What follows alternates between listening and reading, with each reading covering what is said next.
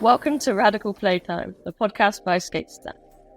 Skateistan has been supporting at-risk youth with the spaces and resources they need to learn, play, and shape their futures for over 15 years. This podcast was started with that ethos in mind.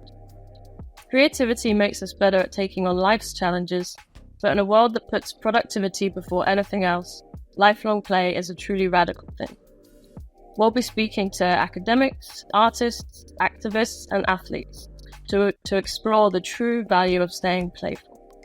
I'm your guest host, Ruby Mateja, and I manage the Goodpush Alliance, which is a knowledge-sharing network for social skateboarding projects worldwide. And today I'm joined by Dr. Indigo Willing. Indigo is an academic, researcher, and skateboarder with a drive to push open boundaries and to defy stereotypes. She is co-author, along with Anthony Pappalardo, of Skateboarding, Power and Change. So, Indigo, it's an absolute pleasure to speak to you. I'm a huge fan, so I'll try and keep my cool. If you wouldn't mind just giving us an introduction to yourself, who you are, where are you, what do you do? Thank you so much, Ruby. I'm really excited to be chatting to you face-to-face. It's been a while. And I'm a big fan of everything that we all do in this community. There's just so many people that are really pushing social change and doing so much work behind the scenes. And I'll talk a bit about that in the book later. But yeah, currently I am on the lands of the Yurupul and Turrbal people. I live in Meanjin, Brisbane, which is in Queensland, Northern Australia. It's a very tropical part of the continent. And I am an academic, a writer. I do a lot of community work as well. My pronouns are she, her, and I'll be a big fan, I think, of talking about play throughout this whole podcast. I'm really a big fan of joy and see joy as something that is vital for connecting us all. And it's a very, very stressful, tense world that we live in. There's a lot going on that joy is something that made us all roll together in the first place, and it's something that will keep us all connected well into the future. So I'm very, very pleased and honoured to be able to talk about radical play with you today. Great, thanks so much. So I'd be interested to delve a bit deeper because I know you have a super interesting story.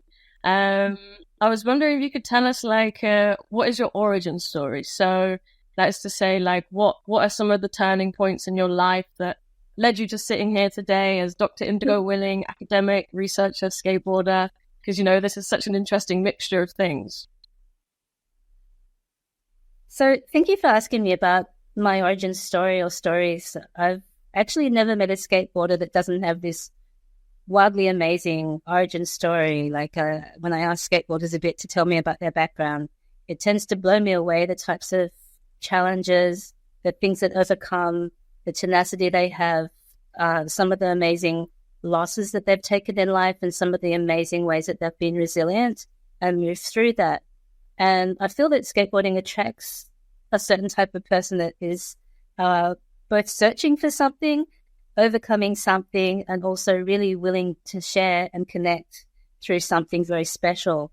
And my own background is very much about connection and disconnection. So I was born in Vietnam during the Vietnam War, and I'm a war orphan. I spent the very early stages of my life in an orphanage in Saigon, which is now known as Ho Chi Minh City.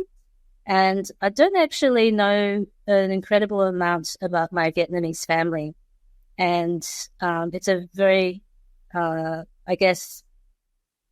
personal and also quite common experience that refugees carry with them. I came out during the war, so I'm from the refugee generation, and part of our stories are about losing things and grief and loss, but also about renewal and having to connect, being forced to connect, forced to move, and forced to see through what we once knew or who we think we are, to being open to strangers in different countries, different languages, and so on. So I think that skateboarding is like that too, in a way. Like our origin story as skateboarders can be very similar. Like a lot of the people that we skate with and know, we don't have that much in common with. Maybe they can be completely different to us. So it doesn't really matter where you went to school or, what kind of religion you are. Half the time it doesn't really matter if you speak the same language or not. When you travel with a skateboard, it makes you connect with people in a way that is, not as easy in other sorts of activities. So, yeah, I'm very much about being open-minded to new people, new experiences, and connecting over skateboarding, of course. But I also think that our origin stories shape us and our life stories in a big way. So it's also been part of necessity in my life, and I think many refugee people's lives as well, that we're forced to see connections through things that other people don't, and it's a kind of a gift, I think. Yeah, for sure. And I know also that you, like, for example, you got into skateboarding like a bit later in life. So, after you'd already established yourself, as a sociologist and academic and all these other things. And I wonder, like, these things that you mention about skateboarding and the people that you've come into contact with throughout, and this kind of shared vision in a way, or a shared vision kind of maybe through differences.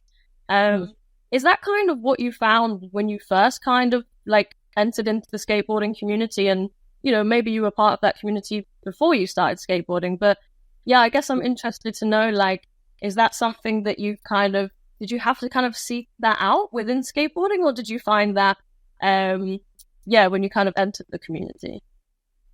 Yeah, that's such a great question. There's our sort of origin stories of who we are. Then there's our origin stories of who we became when we skated and what that was like. And to be honest, there was, a bit of a mixture of things. So when I said that, maybe refugees and people, like I didn't mention before that I was adopted by people from a different nation, different sort of, racial, ethnic background. So when I said it's sort of like a gift looking to connect, I don't mean like it's a magic, woohoo gift. I mean like it's something that we both give to each other in the moment. It's sort of a stranger's gift to me to be open to who I am and see through my differences and welcome me and make that space for us to share things in common, and also reach a point of, joy and love and other sorts of things as well that come with that. But, we both have to give. It has to be a consensual exchange. It's an interactive thing. And skateboarding is very much like that as well. Like you can either cool guy people out and, the cool guy and vibe people out, or you can have that gift of that exchange when you meet each other, like to give the gift of welcoming and exposing yourself as well to being vulnerable. Because I've often heard that people didn't talk necessarily to newcomers to the park because they were afraid that that person would think they're a big weirdo. Like, why is this man talking to me? Or, so it sort of goes both ways as well. You have to sort of, I guess, surrender a bit of yourself and make yourself a bit vulnerable to connect in skateboarding both ways. And I found it was, a combination of both welcoming and also sometimes really having to go through various rites of passages to, I guess, be accepted in skateboarding as well. But on the whole, I was 41 when I started skateboarding. I was a mum. I dressed very, I present in a very feminine way. I love Hello Kitty. I had glitter all over my trucks. I painted them with nail polish. And that really wasn't a thing when I started skating in the early 2010s. It was still very much a lot of sort of, this sort of bro culture in a way. And it's remarkable when I think about how many people did welcome me and sort of commended me on like, that's a cool trick. And they didn't sort of expect anything of me apart from as long as I was skating and loved it. That was the common bond. So, yeah, I guess that's something that we all have for skateboarding. We just love doing it, or we wouldn't do it because it's hard to do and it'd be very painful to do. So once we sort of can have that moment to share and understand and connect that way, I think that's key. So, yeah, I don't know if that answered your question, but I really love the fact that you emphasize that how we started skating can be very revealing of what the scene is like and what we get right and get wrong, both with ourselves and other people. For sure, yeah. And like, yeah, I have to say, like, I share a lot of that experience with you as well. And this thing of like, even a newcomer and someone who's like entering the space, it's like that thing of also seeing it from the other side, and the people in that space also maybe being intimidated of you somehow. Like we're all kind of learning and seeing new people in spaces and things like that. So yeah, I have to say I also had like a similar experience. Cool. So, as you know, this podcast is all about the power of play and creativity, which we've already touched on. Would you say that these ideas come up in your daily life and work, like outside of skateboarding, and how? Such great questions about play and how important it is for us. And I think, every day we can be playful, and we, as adults, don't give ourselves permission to see the power of play as much as we should. So there are various activities that are sanctioned or given the tick of approval in terms of play. So sport is an acceptable way to play, but skateboarding can be seen as an unacceptable way to play. It can be seen like, that's something for kids and teenagers. Why would you do it as an adult? So I feel like it's really important on the internet. That's been one of the game changers for me, is to see so many adults skateboarding, like people that are in their 20s to people that are, I think the last person I saw that was very old skateboarding was 89 in Japan. And he shredded. He dropped in the bowl and he was carving, and he was, a really good inspirational kind of look into the future about playing well into being elderly and being older and being sort of aged, like aging and carrying our skateboards with us into, our 90s. To me, that's such a really brilliant thing to see. So I feel that play is something that we do in a clandestine way in our everyday lives. Like if I wanted to throw a piece of paper at my colleague's head because I thought it was fun and have a paper fight or a pillow fight, like I'm not allowed to do that really. We're not allowed to do that mostly. So play is something that's very quarantined. So you have to play in this space. You have to wait at this stage. You have to stop at this age.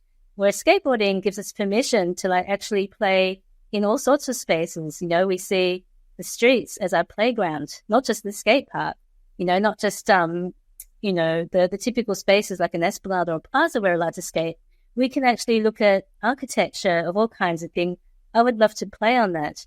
And it's something that I think is really, really so appealing to everybody that it's really, I guess, influenced popular culture in a big way through the way that the fashion skaters wear, the sort of lingo that they use, and, very, very much influenced also by things like hip hop and surfing and, many other sort of subcultures as well. But we're all, in a sense, promoting adult play. It's something that began as a youth culture, but we know that people continue to do this well into their 20s, 30s, 40s, and as I said, even to our 90s if we want. So, yeah, I feel like play, on the one hand, has been sort of looked down upon in a lot of societies as something that we should leave behind or only do occasionally, whereas for skateboarding, it's something that is vital to us. It's our oxygen. It keeps us in check. It keeps us healthy. It keeps our mental health up. It really is a sort of a great way also to stay connected with others that we have something in common with. So I love that I play every day through the act of skateboarding, and that it doesn't matter if I'm in, Peru, or if I'm in Cambodia, or if I'm in Sydney. That's something that I can connect with other people as well doing. Definitely. And as you're speaking, I was actually just remembering that we first met in Malmo, right? In, I think it was 2019. Yeah. And obviously this is also where you launched like the Consent is Rad campaign. And this was like the big movement that was happening like at that event, and everyone really got involved with it, which was amazing. And yeah, like also, you also spoke on the panel at that event. I can't remember what the exact title was, but about like academia within skateboarding. And I think it was there that it kind of, it came into my mind, like about, I guess I hadn't really thought about academia within skateboarding before. Like, although, I'm involved within like education within skateboarding, I guess I hadn't really thought about like the writing and the research involved in skateboarding that kind of went beyond like journalism or what was being included in magazines and things like that. And I think like what I saw, especially in what you were saying, was, that it actually works so well because of these playful and creative elements of skateboarding. You were saying like all these people that is like, it's always we think it's like such a surprise when we're like, oh, these skateboarders are also academics, but it actually like ties in so well, you know.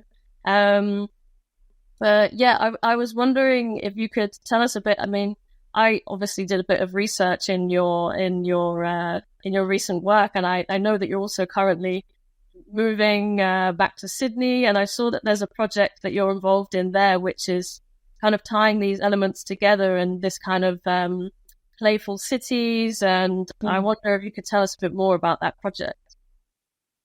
Thank you for asking about the current project that I'm beginning in 2024, which is called Skate, Create, Educate, and Regenerate.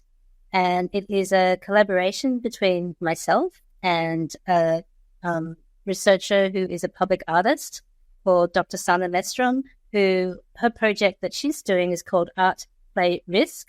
And her research is very much about child-led research on how to turn the city into a playground. So similar to skate parks, how we can be quarantined there and the city almost sees it as a solution to get us off the streets.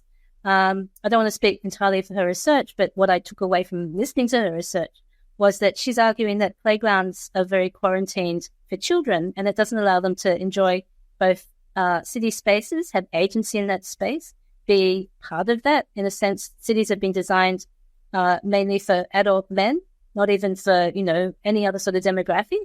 In a sense. So, say for spaces for prams, all sorts of people with different abilities, and also, the lack of access for facilities like, accessible toilets, for instance. They're all signs that, we're not welcome in the city. It's not a place where we can be free and have agency and feel supported and welcomed in. And she's very much said that a lot of cities, at least in the West, are not very child-friendly. And her idea is that actually the city should be like a playground. It should be somewhere where children should be free to, if they see something interesting, like a sculpture, play with it, climb it, enjoy it, look at its affordances. So similar to if we see a bench, we know instinctively we could sit on it, we could grind on it, we could do a 50-50 on it, we could have a nap on it if it doesn't have hostile architecture and skate stoppers. We instinctively look at that as something that is more than just a chair. It gives affordances from so much else. But she's one of my collaborators, and it's really, I think, important from her perspective as a mother and trying to do child-led research rather than thinking adults should design cities this way. How would children design cities and what would they make playable? Really opening up the sort of skaters dialogue as well.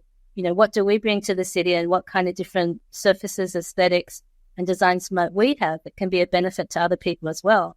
So not just for skaters, but say roller skaters and what we call creative sports, so parkour and so on, but also people that just want to wait somewhere for a friend. Maybe they want to, to see something more beautiful than what's typically in a city. And also for skaters as well, just relating to something that isn't been the same design for about, 40 years. So yes, transitions and ledges are fun, but, my researchers are arguing, what if we asked little girls, what would you want to skate? And they said, I want to skate a mermaid tail, or I want to skate a flower.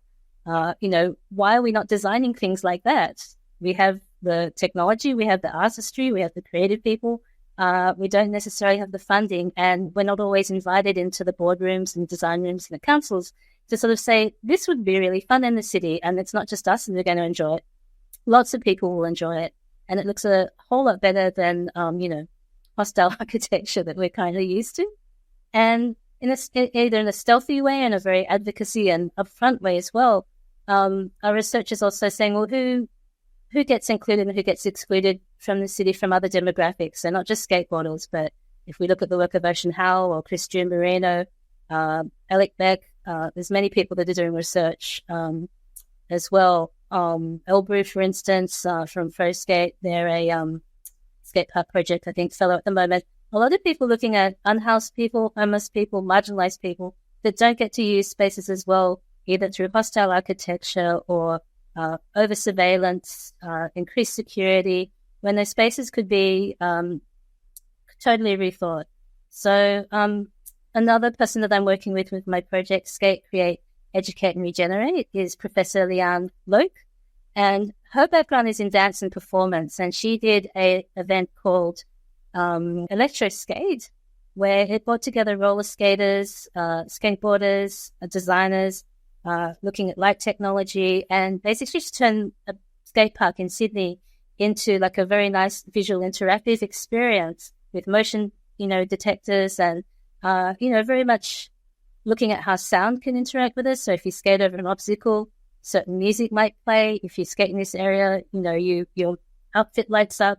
So really, again, seeing how we can make the city that we've had the same designs for so many years be beautiful, be refreshed, be led by people that haven't always had a say about what a space should look like. Plazas are amazing. I love skating plazas. I love street skating. But wow, if that's all we have in street skating, angles, this, that, and the other, it's like a nice repertoire to learn on. But there's so much more that we could do with our imaginations, our artists, the conversations we have with designers and like my collaborators.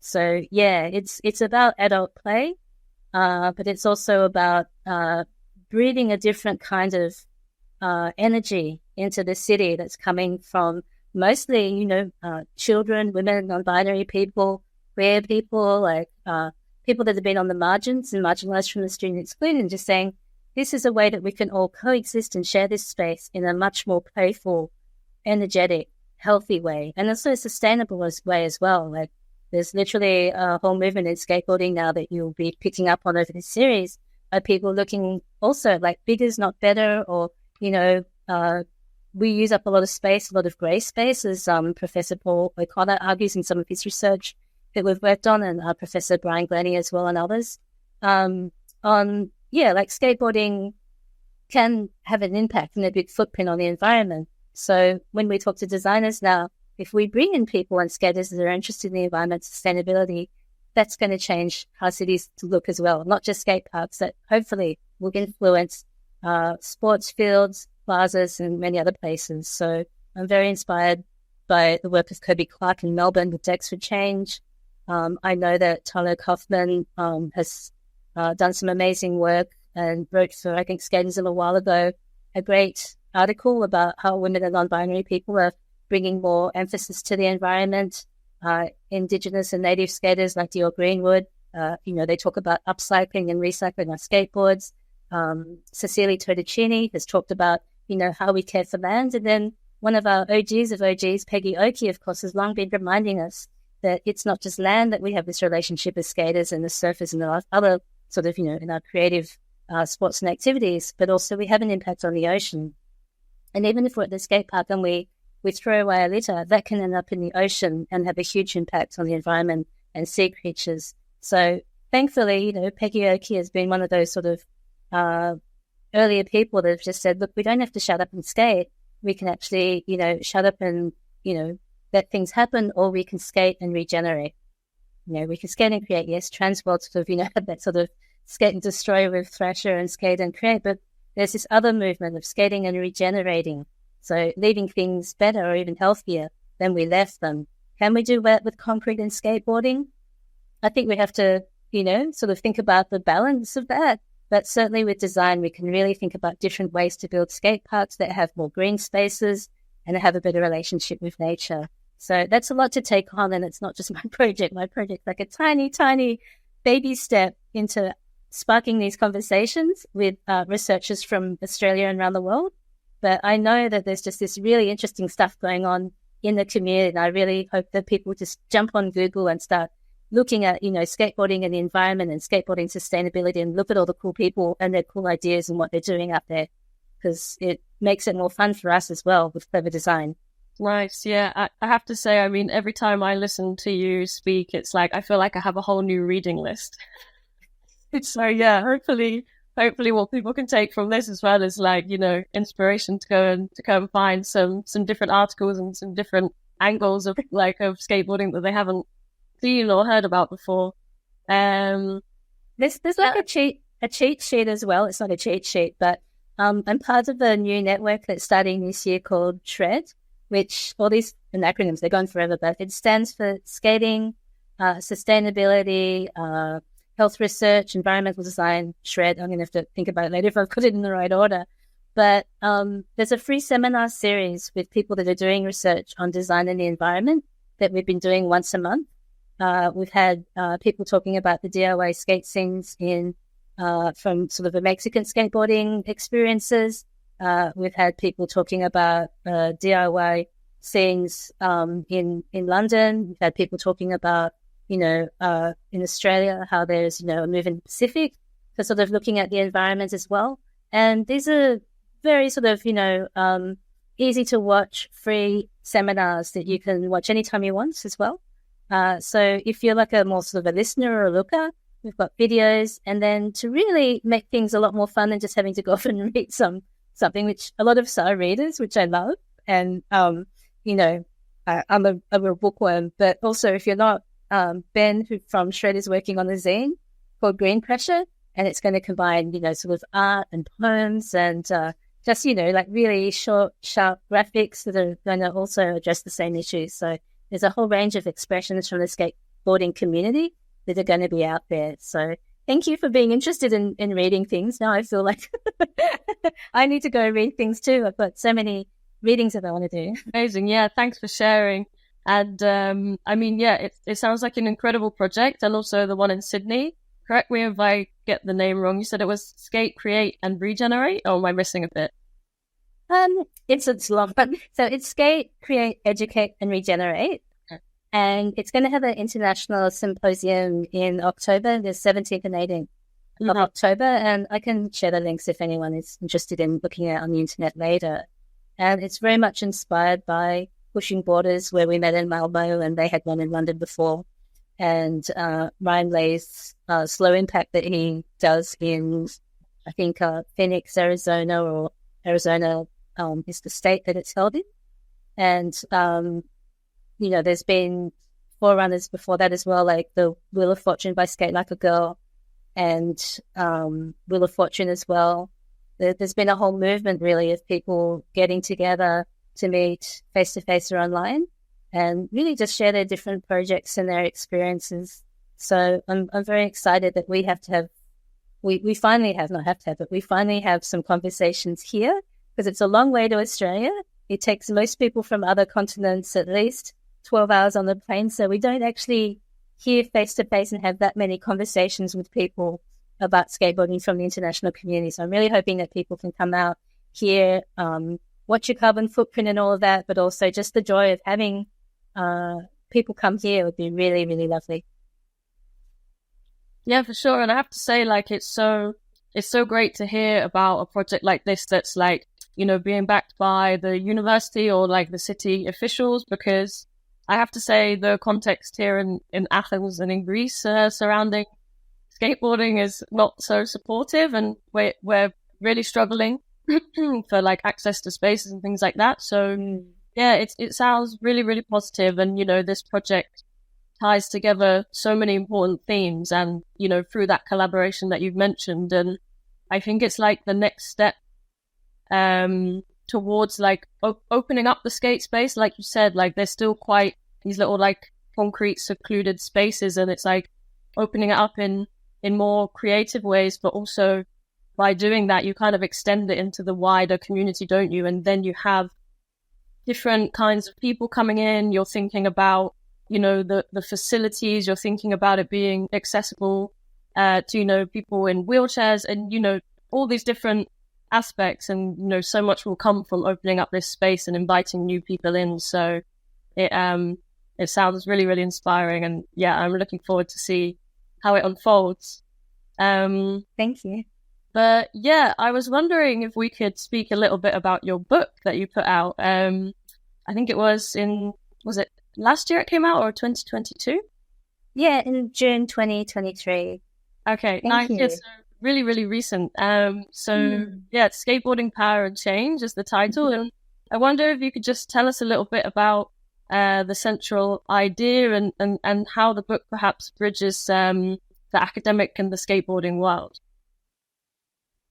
Thank you so much for asking about the co-authored book that I wrote with Anthony Pappalardo.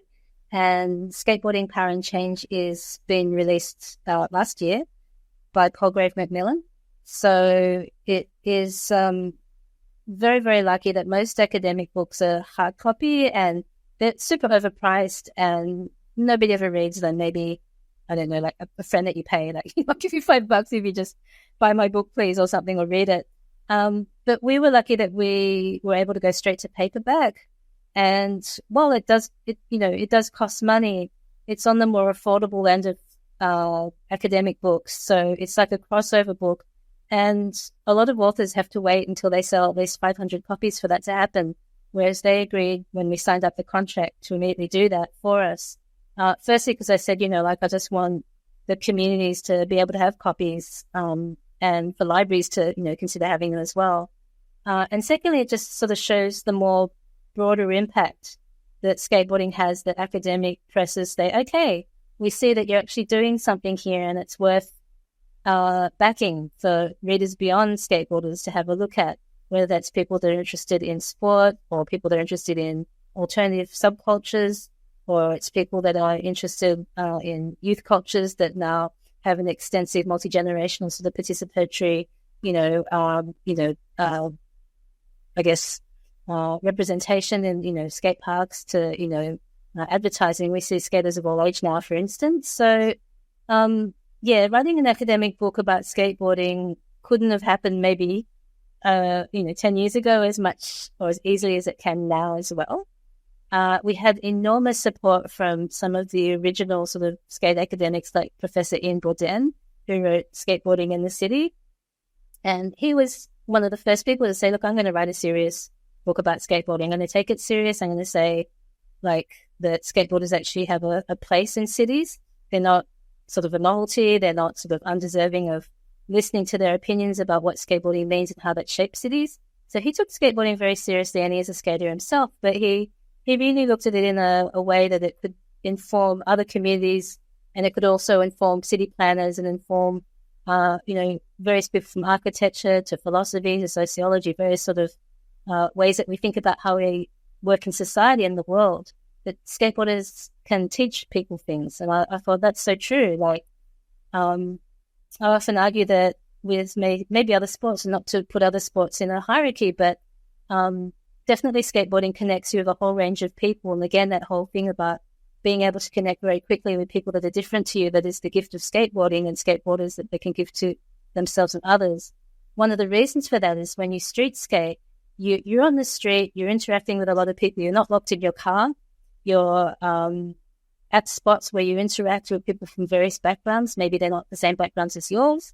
There might be, people in suits that are a bit curious about what you do. There might be security guards that you have to charm a bit and have a bit of a, one-on-one with, because they don't think what you're doing is great. And sometimes you can educate them and sometimes you can't. But, you're sort of in the public all the time. Whereas say if I played, I don't know, tennis or baseball, you sort of drive in your car, or you might go by bus, but you don't wear your uniform after you go for a baseball session. You don't go to a pub where everybody's still in their baseball outfits and that's the norm. People get changed. When you're at a baseball field, there are coaches, you're kind of in a certain environment that is baseball. You're not in an ordinary environment where, other people interact with you while you're doing what you love. And I think that that's a really important thing about skateboarders, that they're out there, they're exposed, they're interacting with the people, and they know the city really well, and they know, I guess, what it's like to be both looked at as a bit unusual and how to try and overcome that. So my book with Anthony Pappalardo and Adam Abada really was like, okay, well, if there are lessons to learn from skateboarders about power and how change happens, social change, whether it's around gender equity, fighting racism, just arguing for, people to have more agency and access to public space and so on. I think skateboarders have that really amazing insight, and they've gone through probably a lot of resistance, and they're also probably able to motivate both their own communities, but also people who are very different from them, to achieving some kind of change and some kind of, advancement for other people and themselves. And also, I guess the reason that we did the book as well, what was fascinating is that people are doing this through a sort of philosophy of sharing rather than owning and giving things. Like if I give you something, in a sense, that can be very hierarchical. It can be like, well, this is mine, and look at me, I'm going to give you something. Or, you can have a little bit because I've got the right to give it and only give so much. But when you share something, including like a public space with pedestrians and other skateboarders that you may or might not be crew with, it's not yours. It's not you don't possess that space, you're partaking in a space that belongs to other people as well, or is occupied by, a range of people that you're not always going to know about, or there's power relationships. So you have to share that space or find a way to. So I was just really interested in how skateboarders have a great philosophy or knack or skills of sharing rather than possessing and giving permission to do things. And on top of that, there's not much money in skating. I'm not sure your experiences, Ruby, but I haven't met many people that make money from skateboarding, really. And yet a lot of people live and breathe it, and they do so much community work and they give so much back. So it really is coming from this very big space of not just loving skateboarding for themselves, but they want other people to experience freely the opportunity to do something joyful and play and, have a love for skateboarding as easily as they do. Or they've had to fight so hard for it, they don't want other people to do that. So I was just really interested in, why are so many people doing what they do not for money and, not for clout or some either. Like a lot of people are harassed for the types of stances that they take. So it was really coming from this very deep sense of empathy with other skaters, wanting to connect, and also just understanding that sharing is what keeps us together and coexisting. But if we start giving things, it's going to be a lot harder than if we just understand that we simply need to share everything around us and share skateboarding as a scene, as a space, and so on. So we looked at 42 different people's insights were shared with us, and just amazing. So I really, we're very fortunate that people were sort of, I guess, willing to also show how change happens for them as well, and doing it from a position that they wanted skateboarding to, be like a toolbox where we all throw in our tools, or we all throw in our maps, or we all throw in our, instructions of how we did something in case it's helpful for somebody else. So again, it's like not, somebody owns the way of how you do something and it's patented, and Indigo and Anthony not allowed to hear about it. It's very much like, oh, well, this is what it's like for us, and hopefully that's useful for others. So yeah. Amazing. And you heard from 42 different people within your research for the book, and I know you spoke about you asked these people about like sort of challenges they've faced within their work, and also kind of the discussion around what's next within skateboarding. Like we're hearing this come up a lot these days now that skateboarding is becoming more diverse and more equitable, and more people are kind of around the table. And I don't know, I guess I'd be interested to hear like if there was something that surprised you in what you found with the book and within these people's stories, or what was like one of your biggest kind of takeaways from that research? My goodness, that's a really great question. And in terms of like having some pivotal moments when we're listening to the interviews or doing them and talking to people, I'd say with each and every one of those 42 people were just big surprises. This includes how to think about things differently and challenge the way that we thought things worked, or just what you think is possible. And then somebody reminds you, actually, there's a bigger set of options that you have to do your work out there. So for anyone listening, I guess a good example here is that we spoke to the co-founders of First Skate, and so Carly Thornton and Elbrew, and they have been getting a lot of, I guess, interest from corporations to support what they're doing. They hadn't actually skated for very long before they had a Nike shoe. And again, 20 years ago, you would have had to have, gone through a lot of gatekeeping for that kind of thing to happen. But, industry is catching up both with the power of groups like First Skate, but also, I guess, that people are ready for this now. People want to, get involved and want to support groups like First Skate, and they're really keen on the vibe that they have and everything that they do. So it makes sense to have a shoe, sort of brought out for them. And previously, I guess, in some ways, I can't, again, speak for First Skate individually, but for sort of, I guess, as a learning point for us as researchers, is that and as certainly as a minority myself, as a sort of refugee from Southeast Asia and, a woman of color, you're meant to feel grateful when people offer you stuff. You're meant to think, oh my gosh, like, we're so lucky that, people are going to do something for us for, and they're a big brand or whatever. And not Nike per se, but any brand, the, numerous ones that we could mention, whether they're shoes, soft drinks, and so on. And what FirstSkate taught us is that actually there are a range of ways that you need to create boundaries over what you're going to do and what terms, how long is the contract for, how many times can they use your image, and what sort of relationship are you going to have with that corporation or brand?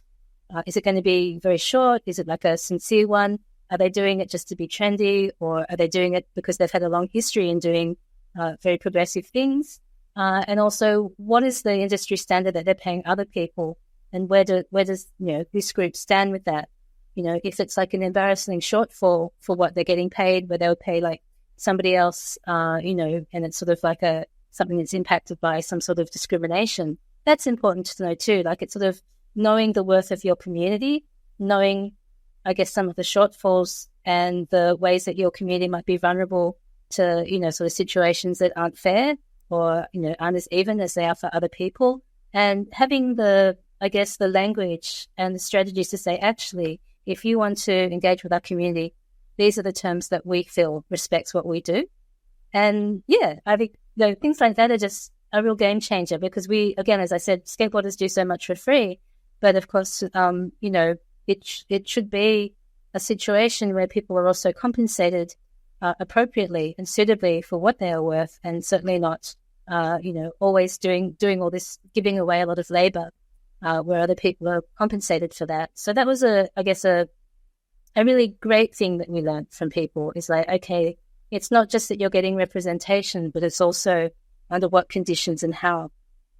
We spoke to the Apache Skateboards team, so Douglas Miles Sr. and Douglas Miles Jr., who also, he's got a brand called Indelica. And of course, Douglas Miles Sr., sort of shared firstly a lot about, the joy of play for skateboarding, and, that skateboarding is something that, shouldn't have to be explained. It is something that, everybody should be able to do freely without having to be analyzed and, sort of be pigeonholed. But he's also, very much aware of structural racism and colonialism. And he has a saying that, representation matters, but good representation matters more. So similar along the lines of what we saw with FirstSkate, it's like, yes, people and brands might come into our communities and offer us things, but, what sort of, what are the terms? What's the power? What's the exchange in that? What sort of, are they giving power? Are they sharing it? And what do we do with the power?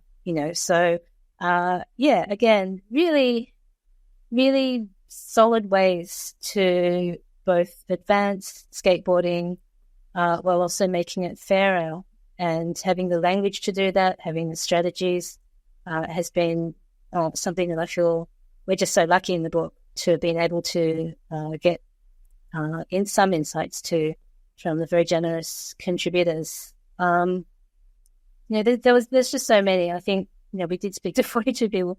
It was a real pleasure speaking to somebody like Amelia Brodka from Exposure Skate, who is sort of at the opposite end of some ways of the sort of the grassroots story of doing things well in your community, because she was also an Olympian at the debut in Tokyo. And she does run, like things for community, very much so. One of the biggest, I think, funded skateboarding competitions in the US for women and non-binary skaters. And again, it was just really interesting to say, well, some skaters from the community have mixed feelings about the Olympics.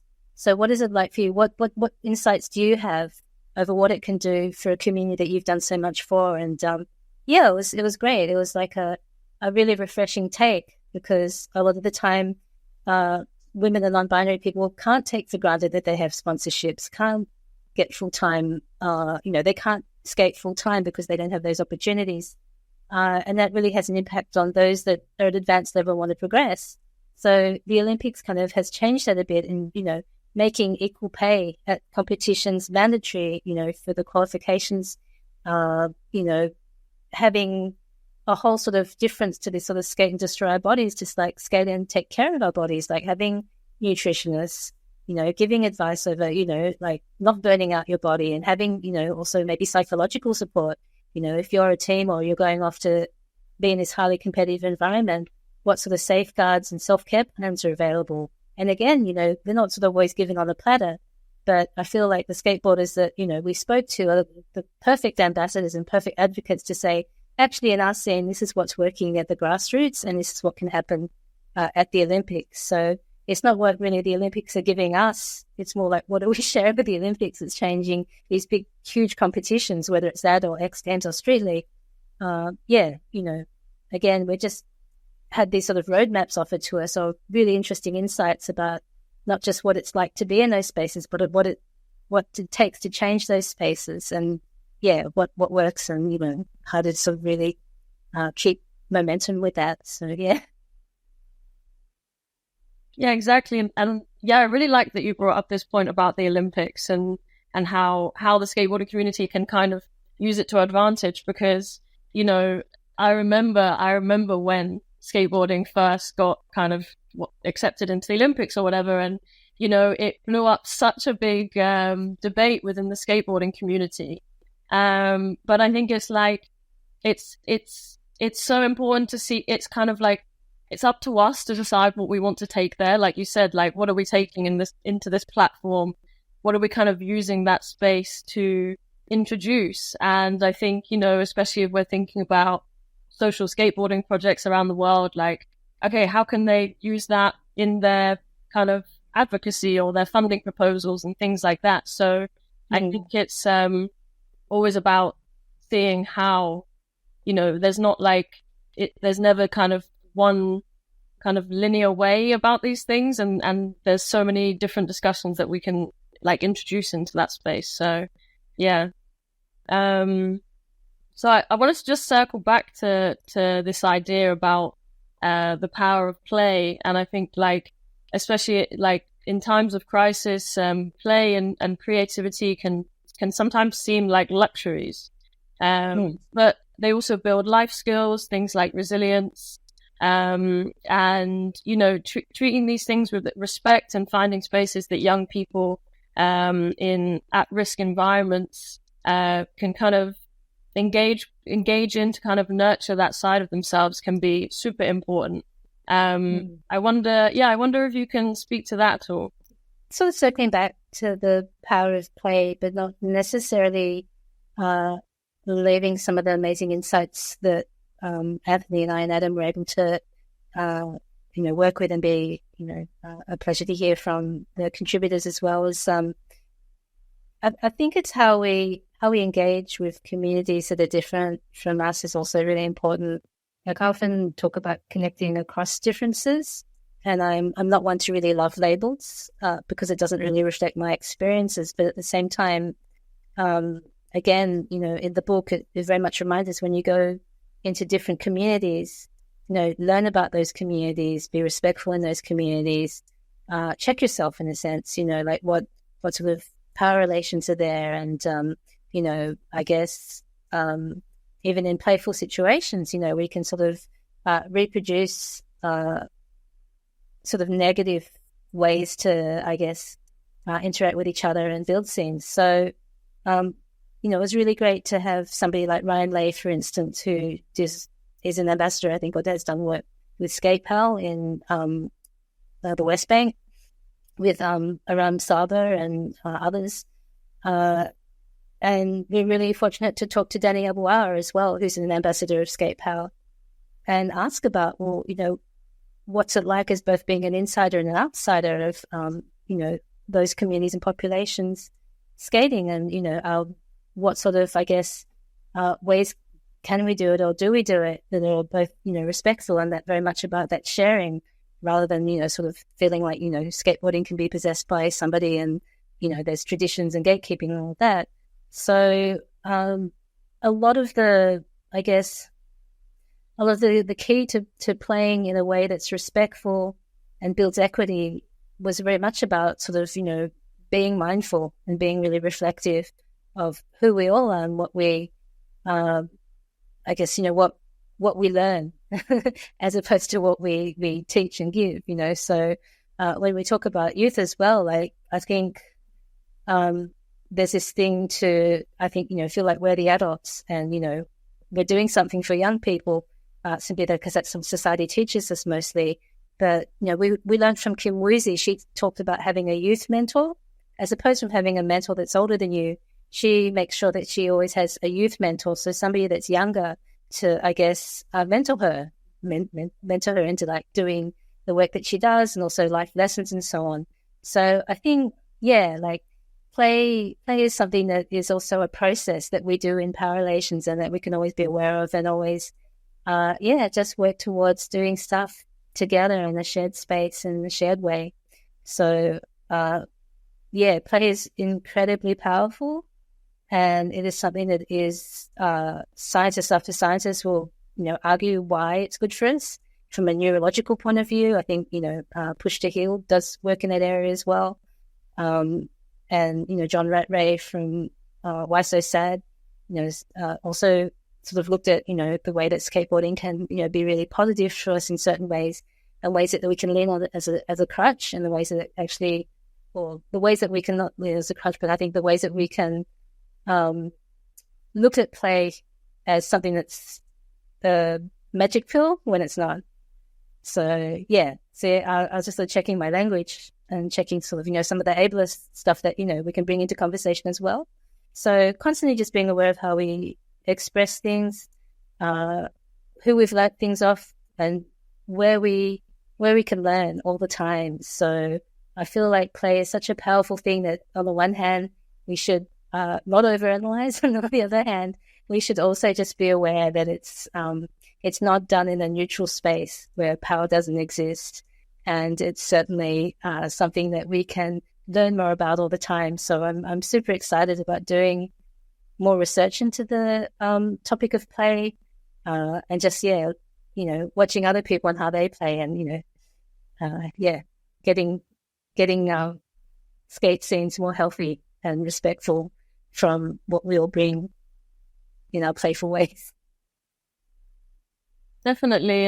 And seeing as you brought up the topic of inclusive language, I mean, obviously this is something that's like we're all having to like unlearn and relearn different things all the time about inclusivity and the language we use. And I mean, I'm wondering how much you feel that in the kind of world of academia and within your own kind of focus areas, like, do you see that there's much room for kind of like play and creativity around this kind of intertwined like language of inclusivity and academia? Let's see where it takes us. Every year we're learning at Pushing Borders in 2019. When I met you, there are a lot of skaters that were sort of learning different terminologies for the first time and being very transparent about the fact that it didn't roll naturally, in their, the way they rapport and the way that they talk normally. But, they made a commitment to sort of change their language because, they're part of a community, and it was very much about respect and growing and learning together what people, how people express their identities and so on. And then in 2020, at least in colonized nations like Australia, we really learned a lot about Black Lives Matter. And, it was really a time to sort of not just call out each other, but call each other in and say, okay, like, we can actually change society, and we have lessons to learn from the past, and we have things that are not going right. So having that willingness to change, having like empathy, but also in the book that we wrote, this idea of radical empathy, like, really pushing ourselves in terms of empathy, reflection, and growth is, key for us all to, coexist together in a way that, we can just be ourselves. We want to be at that point where we can all just go and skate, not have to, be worried about who we are and, we're this skater or that label or whatever. We literally are all trying to just be able to play together. So the power of play is going to be a really great bridge in many ways to look at how we can, just coexist together. not just coexist, but to have fun, to share love, to have joy.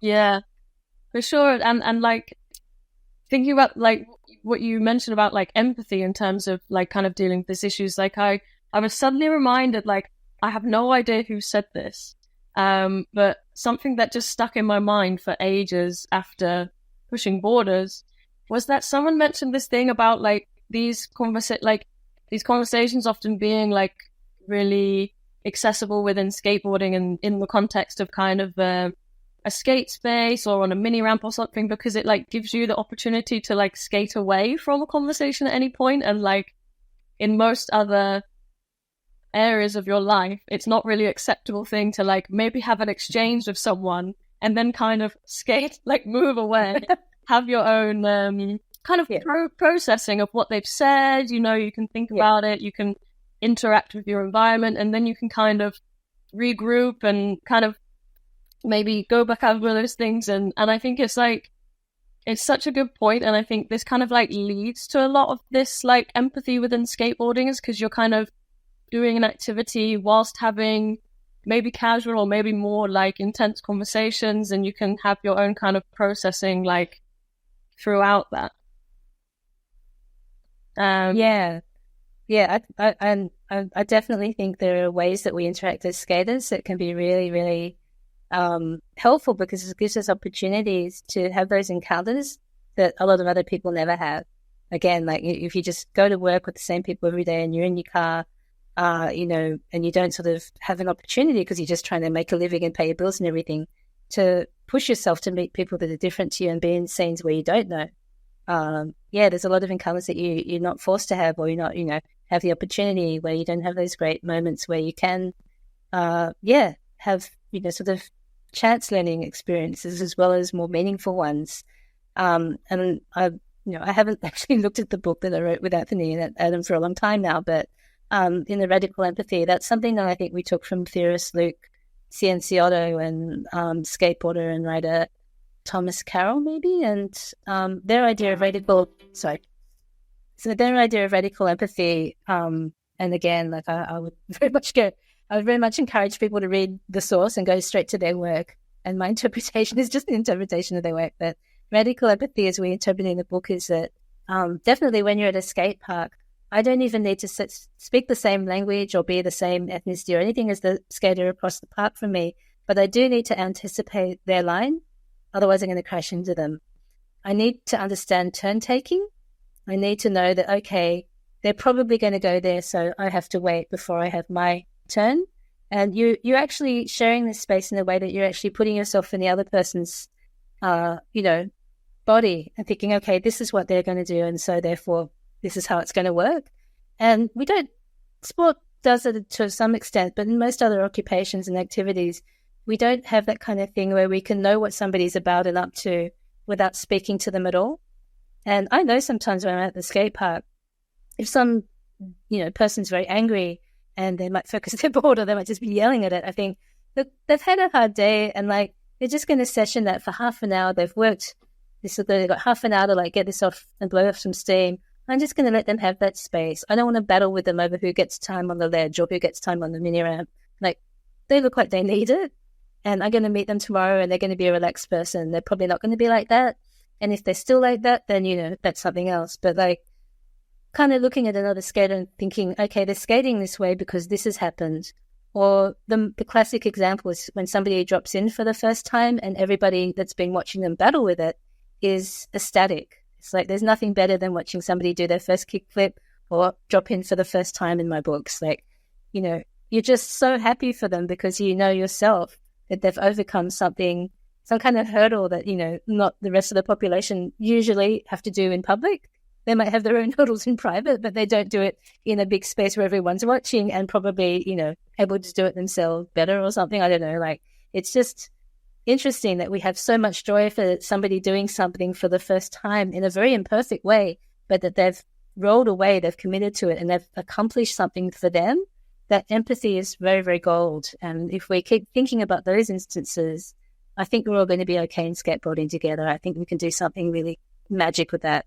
For sure. And such a nice message at the end there. And before we wrap up and I let you probably go to sleep, I'd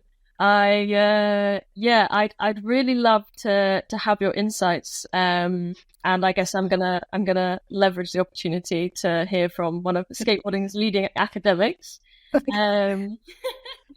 I shouldn't have said that. I'd love to hear your insights about our annual survey of social skateboarding projects. So the Goodpush Alliance has been running this survey now for 6 years, since 2018. Yeah. And the purpose of this survey is to understand and document like the aims, the impact, and activities of the social skateboarding world. So, people at any level, running not just skateboarding projects, like we also have academics, for example, that answer this survey. So kind of anyone using kind of skateboarding for good throughout the world. Firstly, I know that you complete the annual survey every year via Consent is Rad. And I'd be really interested to hear like why you take the time to complete the survey every year and what value you think this kind of like longer term research can have for the skateboarding community. So thank you for asking me about your annual survey that the Goodpush and Skateistan do with Pushing Borders. It's such a valuable activity and snapshot of all the social projects in the world at the moment that are able to and commit to filling out that survey. It's important because what it showed me, and I'm not a quantitative researcher. I mean, I don't look at statistics and numbers. I look at what's called qualitative research, which is more, the way that people story tell, or what emotions they have, or what sort of attitudes they have on a much more smaller sort of personal scale almost. But something that showed me as a skateboarder and somebody that does a collaborative project with others like Consent is Rad is that we're not as funded as we should be. There's a lot of volunteers there. The intellectual labor and the sort of, the input that people it seems to very much be coming from women and non-binary and other sort of gender diverse communities. So while sort of, I guess, marginalized communities are the most affected, they shouldn't be the ones that do the most work in bringing about change and equity in skateboarding. So it's really important to see who is actually pushing skateboarding in a sort of more, equitable direction, and who is getting paid. And it looks like, we need to be better at, finding out how to fund what we do. And it's not that the money isn't out there. Like, there's a lot of money thrown around for the most ridiculous things that we need to be in line of that money, I guess, as well, and so that we can all have self-care. It's very interesting at the same time to see that funding is possible and that there are groups out there that are achieving a lot more sort of sustainable models of doing what they do. It's really great to see what people are doing in terms of, maybe they're focused on mental health, maybe they're focused on young people, and looking at where those needs are and where those needs are being addressed as well. So I feel like as a community, even though we are just relating to numbers and we may not ever come into contact with a skate program in Greece or in somewhere else, what we can take away from that is, okay, let's look at our own scene or wherever scenes we come in contact with. What sort of issues exist over there that we can learn from, and what sort of issues here as well that we can sort of say, okay, maybe we do it this way and maybe they do it that way. Let's try something fresh. It seems to be working in other communities. Like, we just haven't had those thoughts. And, Consent is Red is really a very small grassroots campaign that is relying a lot on the international community to make it have momentum and make it have meaning. So it was started with Evie Ryder and Millie Meljevic, Lily Turek and Tora Waldron.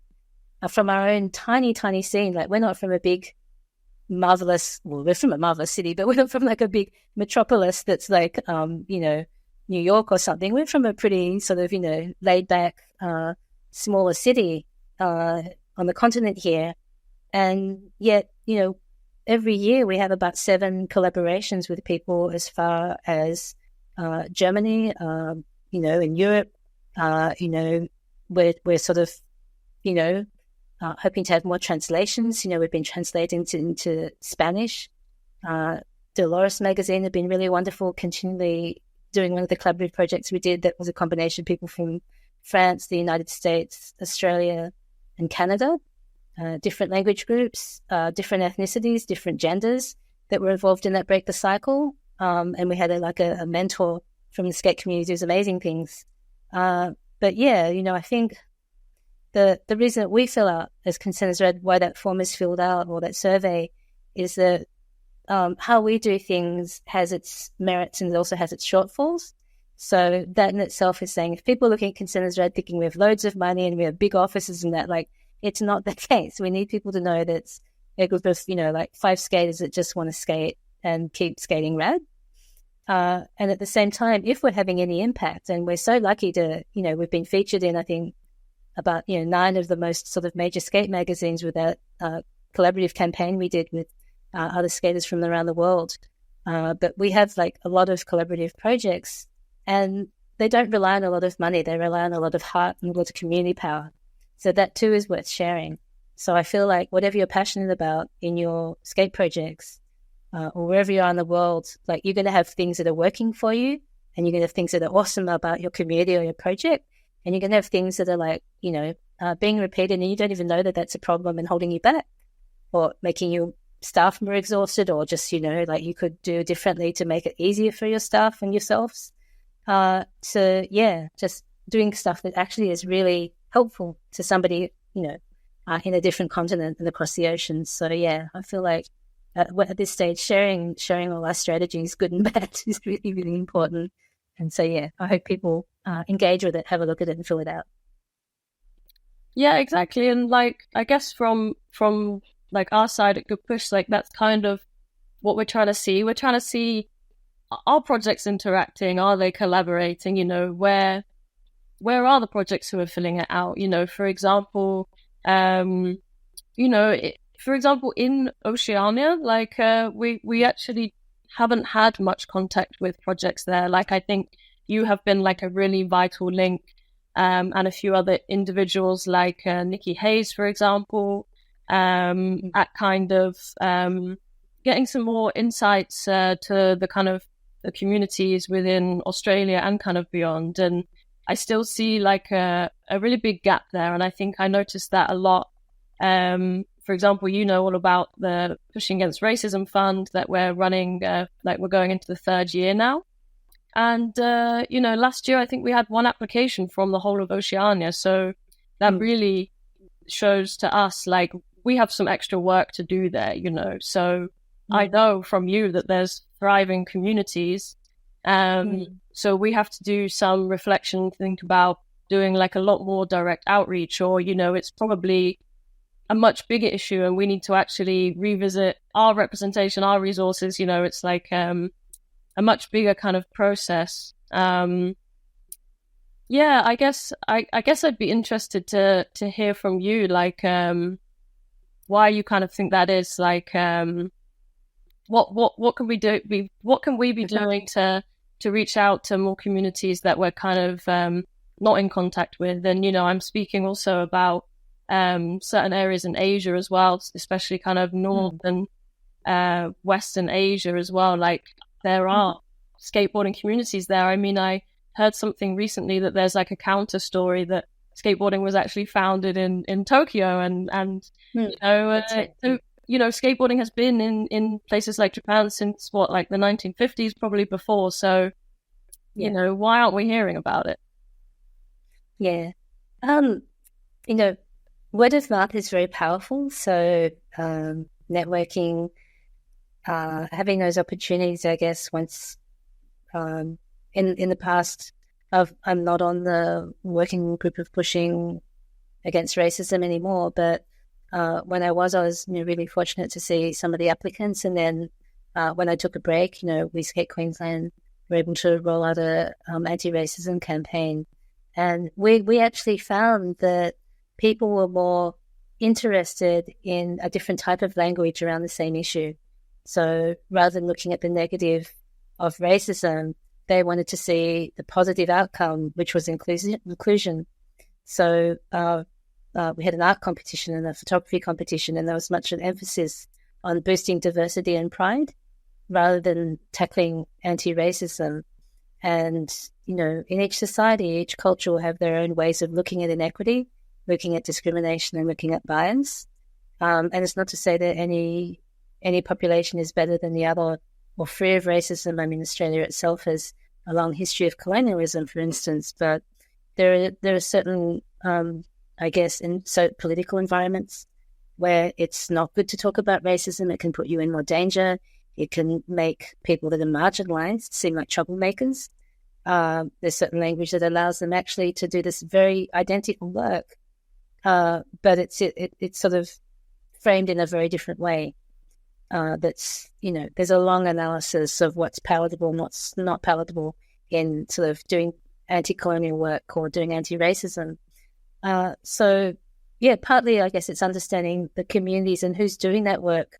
And when they put when they put themselves out there doing that, it's probably not always in a safe space. So what's the sort of framing and language they need to be able to do that in a safe space? And having that flexibility, and also just having more conversations. So I think some of the applicants and recipients around pushing against racism are increasingly going to come from the Pacific. So Skate PNG, for instance, or Skate Timor. There's a really cool scene in Fijian skateboarders.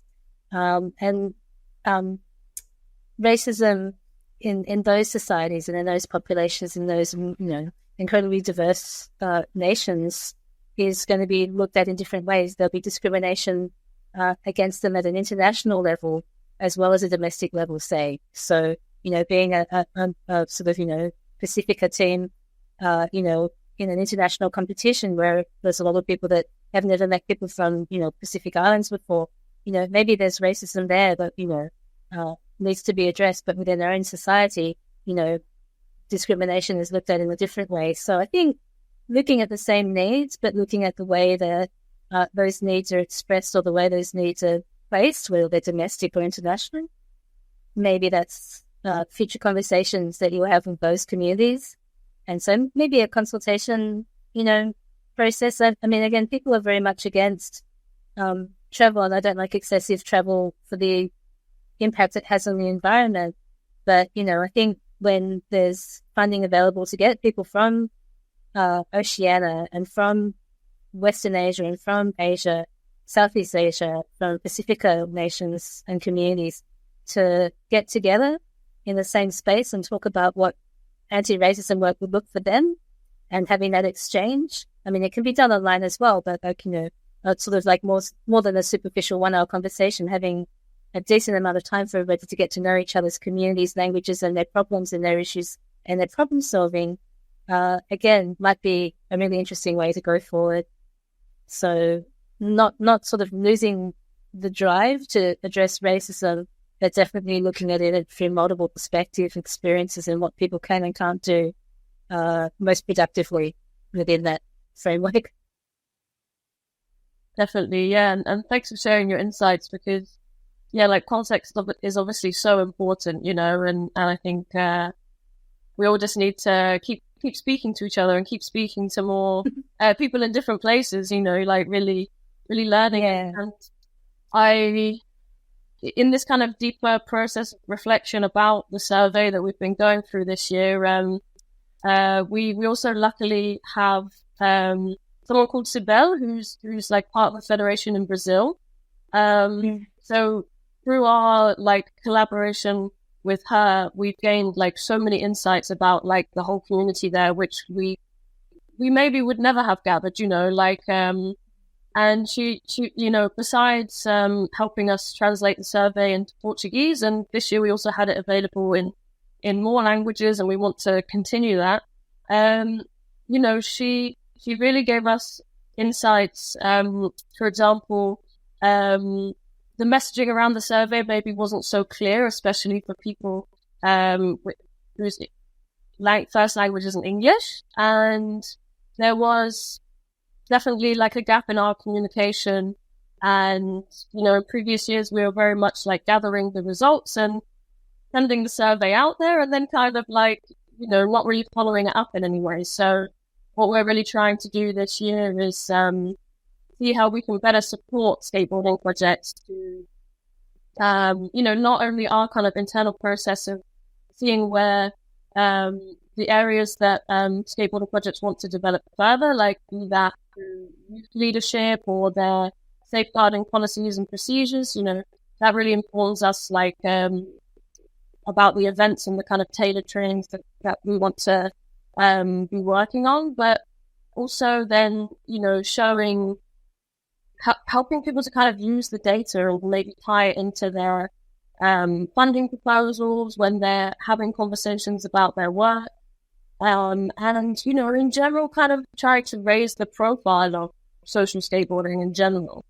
And yeah, I'd be really interested to hear your thoughts on what you think, like, some of the vital steps are to kind of bridge that gap between the research, like putting your research out there and then actually working towards some sort of collective action or advocacy. Yeah. I'm really interested in, I'm sure this podcast will also include his voice, but Dr. Neftali Williams does some really amazing work on racism, race and skateboarding. And he looks at a lot of sort of very famous skateboarders as well, I think, for his book that's coming up. And, I think skateboarders that have an impact, not through academia, but through their skateboarding, through their high profiles and, very similar messages that, social projects are trying to have, but, they have access to an audience very quickly, and it'd be really interesting, I guess, having conversations, with a range of skateboarders inside and outside of people doing social projects, and Natalia would have a lot of reflections on that. And, I guess we're very, very, under-resourced still, all of us. So a lot of the conversation we have about why things are hard for your survey or, ways to sort of engage academia and communities that, people aren't pouring money at academics to study skateboarding. If anything, you sort of doing it at a loss because people are like, why would you study that in a sense? Like you should be studying, I don't know, something else, football. and no shade on football, but like it's definitely it's something that, we're still sort of saying skateboarding is important, and that's why it was great that Pushing Borders really showcased that skateboarders do actually, do academic stuff as well. But one of the gifts, I guess, and what we're also doing as academics who skate is that we're already in the community.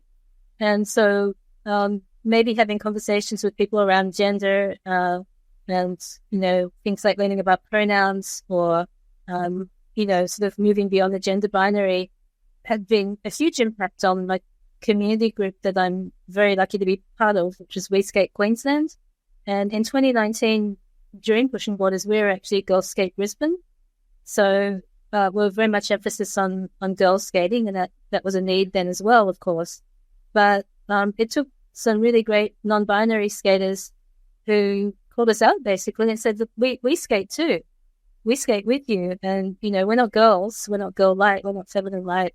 We're non-binary. And it's like, oh, and then, there's, trans men and many others that said, we love the space, but, we're not girls. So, it's not really for us, is it? Or, we're add-ons or whatever. And it's like, no, like we all skate together. That's great.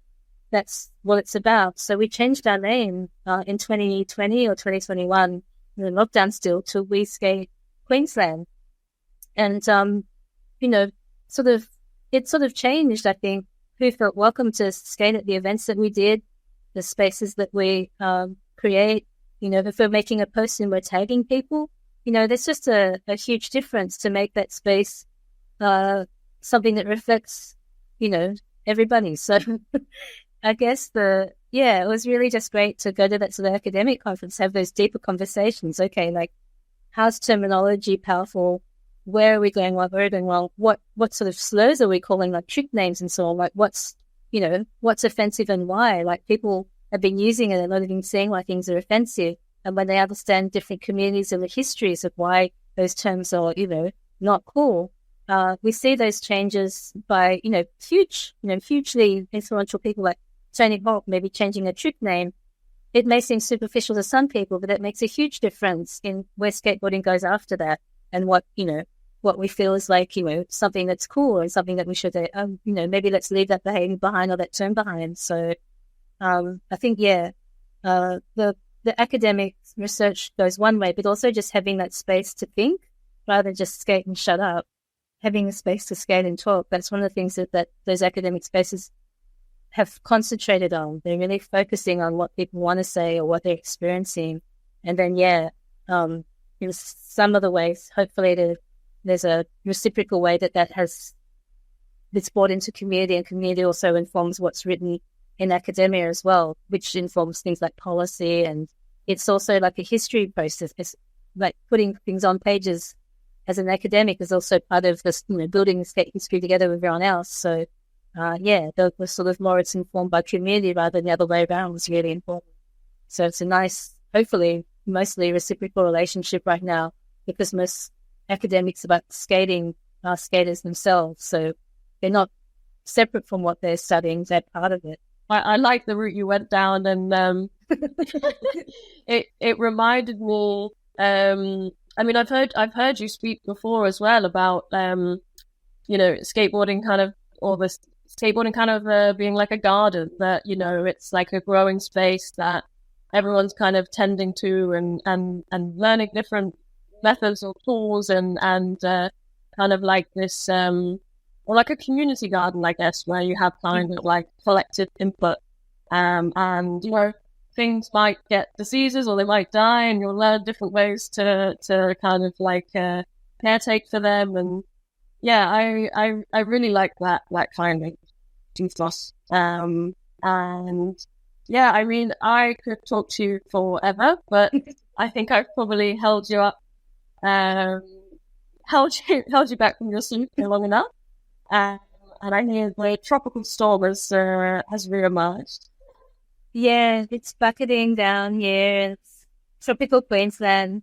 It's so heavy. It's literally like you get a bathtub and pour it upside down every second. That's what's happening now. Yeah, it's nice. I feel like it's adding a nice like ASMR. I have one question for you, Ruby, before we go, and that is, if you had a skate garden, what would be in your little patch that you nurture? And so it's right now in my skate garden. What are you nurturing right now in your skate garden? Right now, I'm nurturing rest because I have an injury, and I'm trying to be kind to myself because that's in the past what I haven't done when I have an injury, and I've been quite harsh on my body. So although it's hard to kind of like step back and maybe stay involved without actually being able to do the act of skateboarding, I think, rest and recuperation and reflection are also super important. So I'd say in my skate garden at the moment, I'm kind of nurturing patience and kind of what's really special is that, I have this space for the skateboarding community around me at the moment.